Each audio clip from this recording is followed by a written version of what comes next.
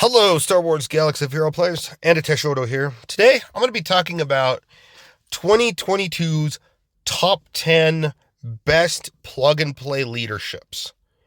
Uh, and these are just leads that work for all characters or most of all characters, like either light side, dark side, or just all overall. So yeah, I genuinely want to make this list. It needs to be updated. Or, well, actually, this is my first time making this video, but I'm hoping that it gets updated in the next year or so. We get a new character. Last year, we got Moff Gideon.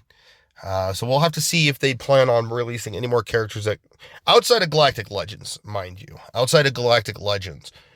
These are some characters you could look into early game, mid game, even late game, and be like, hey, I'm going to see if this team will actually, or this leadership will actually work, help carry me to the next, to get me that win that I need against that wacky team that's back row, and I don't have much left to work with. So, yeah. So I'm going to go ahead and start off with Farm Boy Luke. He has a leadership that, once Zetaed, he also but a lot of people won't have this Zetaed. All allies have 45% tenacity. What you want to use this with is characters like Wampa, Nest, where you need that extra tenacity just in case there's going to be some sort of like debuff stun or someone going to have a risk of tenacity down. That you push that extra 45%, get it over that 200% tenacity hump. So yeah, Farm Boy Luke's really good at that. A lot of people use him with nests. Just let him die off. He's super weak. But if you do have the Zeta, it takes it up to 50%. And then whenever an ally resists a determined effect, they gain advantage for 2 turns. So it gives them a little bit more oomph.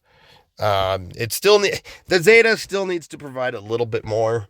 I feel like maybe but yeah, that's a topic for another time. But yeah, it's a good leadership. And mind you, again, he's just there for the leadership, so you don't really have to gear him up. You could, if you want, to try to save on banners, but a lot of the times he'll just die. Flat out die. So, number 9 is Barriss Offee. A lot of people are using her lead instead of using a Jedi tank, using her lead with the Starkiller combo. Because Starkiller says you need a Jedi, a Sith, a light side, and a dark side unaligned Force users. And the light side characters tend to get the reduction of their special abilities reduced by 4, and her healing ability is, now just free to use all the time. So she might be spamming it depending on how often the characters are being hit. Healing as well as healing equalization. And plus this healing equalization is great because it gets around healing immunity. So that is one awesome thing I hope they never change, is get it to where healing immunity, like healing effects, it ignores healing immunity, it ignores shock, so it gets around it. Plus, even her unique is still a phenomenal aspect, but it's really looking at her leadership. Jedi allies will get 20%, other allies will get half that amount. Granted, I wouldn't mind her, this is another topic for another video, but I wouldn't mind her at least leading unaligned Force users as well, light side unaligned Force users, so they both get 20% and then other allies get 10. Maybe bump it up a little bit, but still, it's a really good lead. So just keep that in mind if you need a little bit more health. Plus, if you do have her Zeta, that's actually going to be very huge. Number 8 is really a mixture between these 3 characters. Probably the best would be Chewbacca, Clone Wars Chewie. Granted, they need to retouch it up to make it 50%. I think it's just the base 50 defense versus 50%. 50% will be bigger, especially with characters being relicked. So yeah, plus he grants defense up for 3 turns, which is huge. But really, there's also Stormtrooper Han. He works with defense, but he also has a little bit of offense gain if you're under 100% health or under 50% health. And then 5s, he mostly works with clones, but he grants, 25% to other allies. So, like I said, it's kind of a mixture, but, this is kind of your defensive group of characters. There's a couple more on the list, but I feel like they're better. They're just better suited. And plus 5s, you don't really want to be using as much. Granted, he has been useful in Galactic Conquest, or not Conquest, but challenges where you want his lead over Rex, or, whatever it is, just to make the team more durable. 7, Old Ben. He was a famous old character that OG character from the beginning of the game, where he was from the evasion meta. All allies gain 50% evasion and then 30% turn meter whenever they evade. In 3v3, I still use him as a lead and then I put under him Droideka and Night Sister Spirit, because there's the foresight. Droideka already gives himself evasion, so old Ben's just ramping that team up a little bit more. And plus, he's the tank. If he dies, he's speed. Heals them up. So yeah, he's really good. He's really good. He's someone not to look. If you really need a character to lead, he's definitely worth it.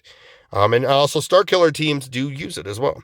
Now, number 6 is Boba Fett, but I do want to make mention of Darth Sidious. But Boba Fett gives 50% critical damage to all allies and then 10% crit chance.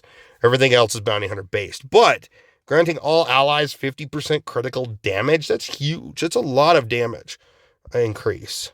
But Darth Sidious also grants 15 crit chance and 30 crit damage. So you get 5% more crit chance. I'm sure it should be 20%, but but he still grants 30% critical damage. So just keep that in mind. You can use Darth Sidious if you have Sith Eternal Emperor, and you obviously have to get him up there. So yeah, it wouldn't hurt to use him as a lead. That's your damage dealing leads.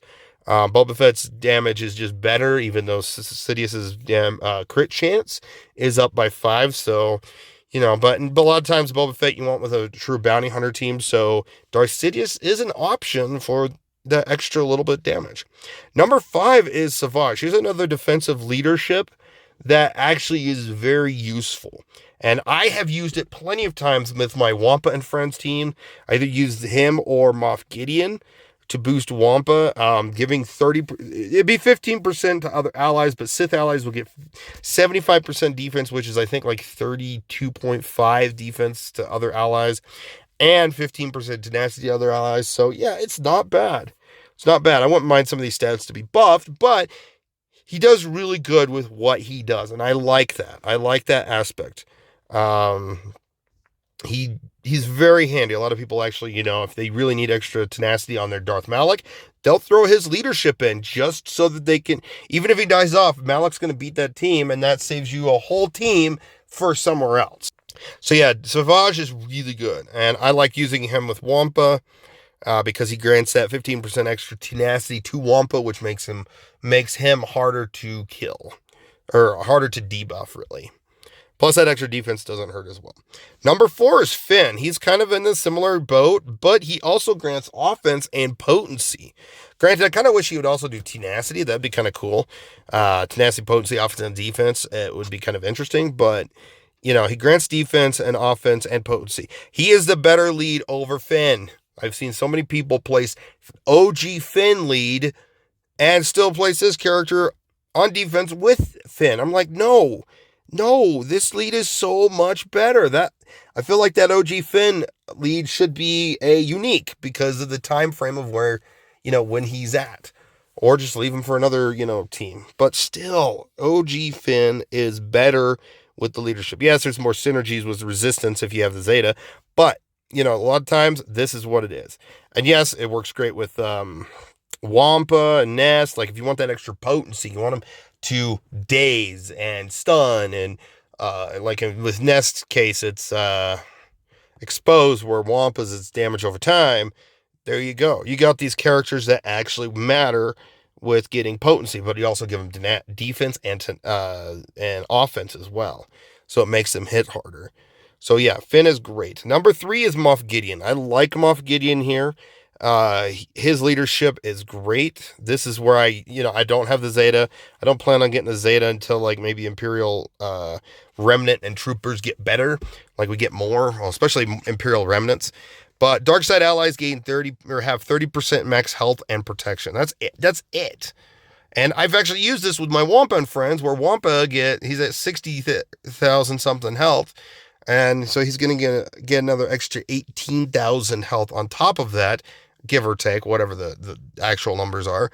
And so he's going to be with Barris. Yeah, Barris doesn't get the lead or get any of the leadership bonuses, but you run like Geonosian and Brood Alpha with the team and another tank or something else, and you're gonna grant that extra health and protection, and so it makes the team a little more durable overall. So if you have a dark side team, you really need, like, you could go both of the two Kylos, Brood Alpha and like Wampa or something, and go to town. You might be able to beat some teams, some of those backwall requirement teams, or any other crazy team that you need to beat. Now, I still am looking into trying some different teams with him as lead, just to see what happens. I know I'll admit Malik is going to be great under that leadership. 30% health and protection, but the protection is converted to health. So yeah, it's not bad. Number 2 is Padme. Some people don't realize this, but she leads all light side allies. 50% max health. And then, of course, if you do grant protection up to those allies, they resist all debuffs and can't be critically hit. So, like, if you want to use Fulcrum Ahsoka with her, Fulcrum Ahsoka grants around protection up, which actually helps Padme as well. Boom, you got yourself a little bit more durable of a team. Granted, her healing, let's see. Galactic Republic allies gain the protection up on your healing, though, which is kind of a disappointment. But for the most part, if you have a way of granting protection up, that's great. Granted, I wish Wampa was neutral so that he can like go under her leadership and get the bonuses. Wampa would be great because he has his own protection up that stays longer. So can't be debuffed. He can't be, critically hit, which makes him more durable. Only dreams, pipe dreams. But number 1, I feel like he'll be always the best of the best leaders. Granted, he's pulled to 501st or Shaak Ti clones. And granted, you can use him as lead under a Shaak Ti, or with Shaak Ti as a 5th.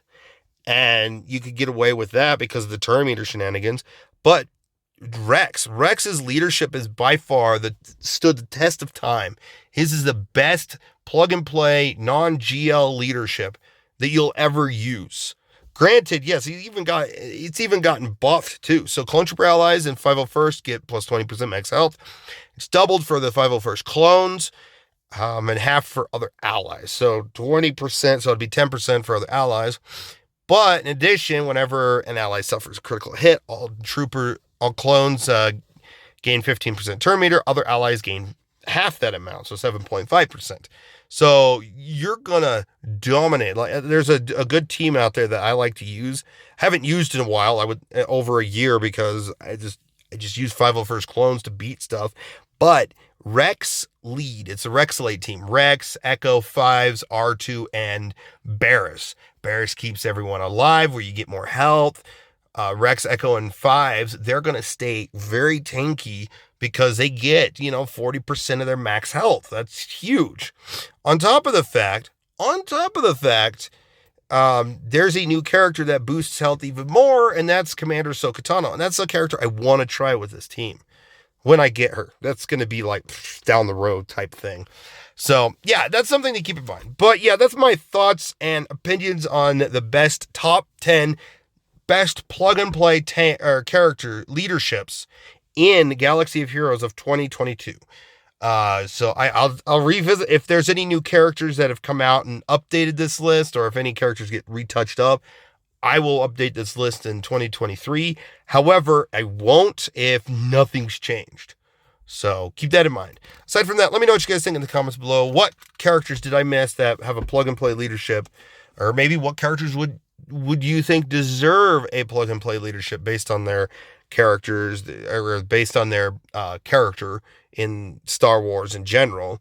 But yeah, let me know in the comments below. Thank you for watching. I really appreciate all those watching videos, mate, and you guys have a phenomenal day.